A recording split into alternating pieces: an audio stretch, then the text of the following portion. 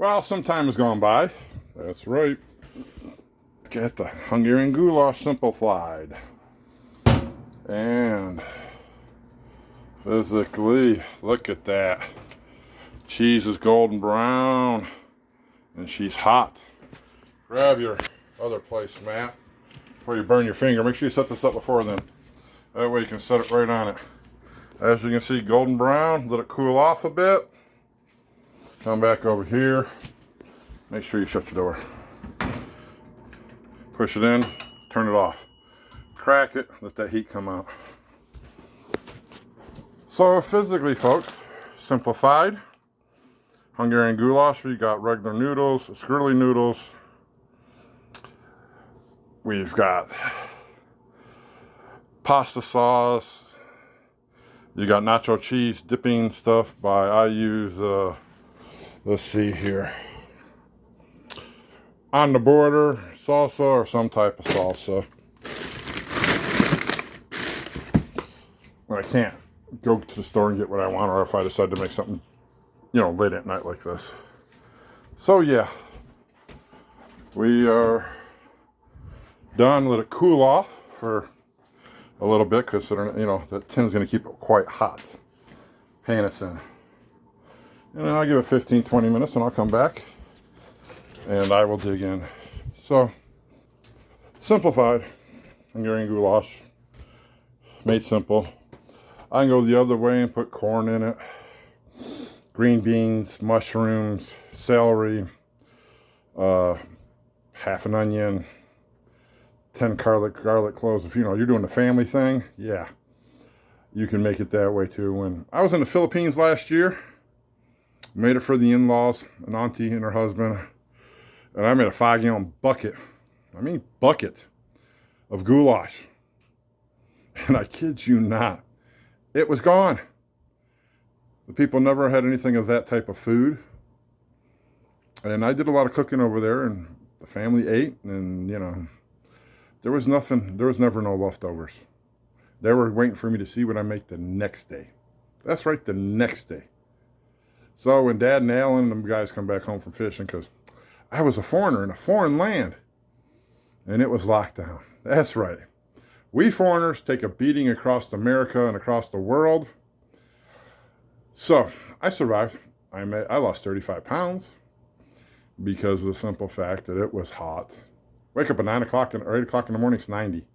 By 12 to 4 o'clock, it's already 115 to 120. And that's right, I was in northern Luzon Island. And you figure it wouldn't be that hot, right? Wrong. If we're closer to the ocean, it would be a little muggier maybe a little cooler. But I couldn't wait for the sun to go down, and 2 hours later, turning on the fan, sucking in the cool air from outside to cool the house and the concrete. Concrete houses, and it's just concrete walls, they absorb the heat.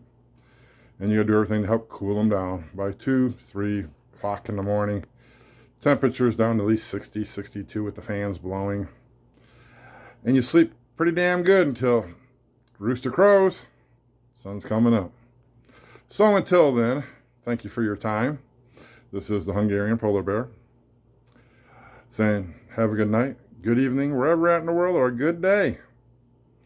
And to my friends, Ryan, with a foreigner farming in the Philippines, they got hit bad and behold.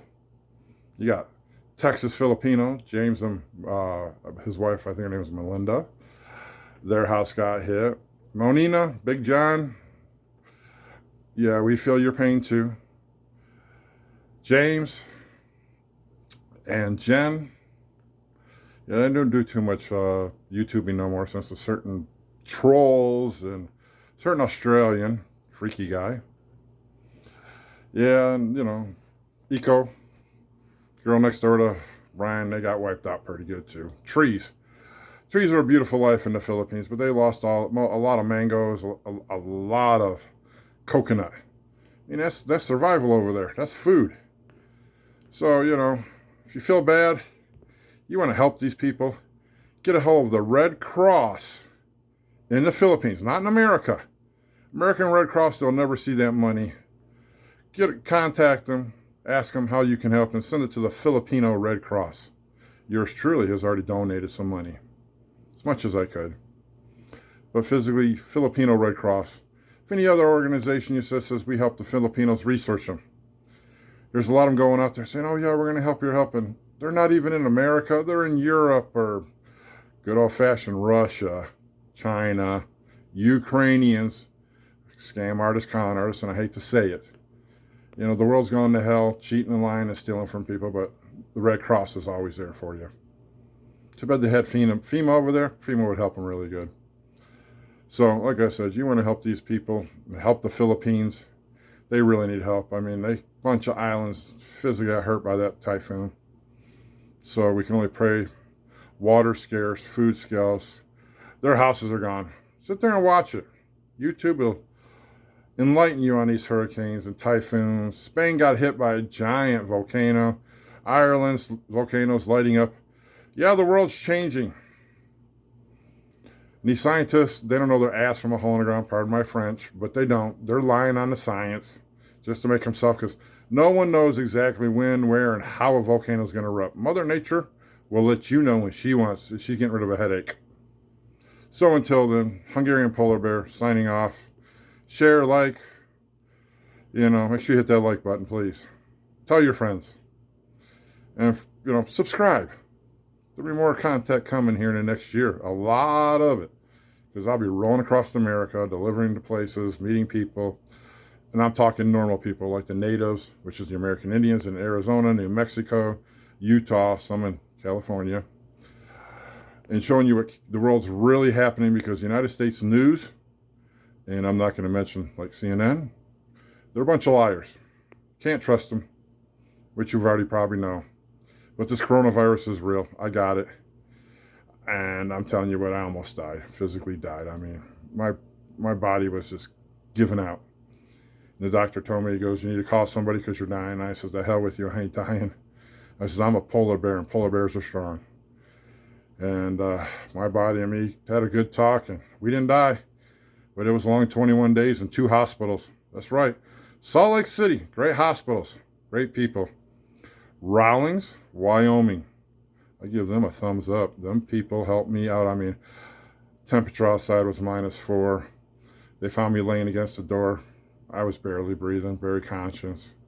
They got me in there and fixed me up. So to the people at Rawlings Hospital in Wyoming, thank you. Until then, y'all have a good night. I'm going to go eat some masticholi.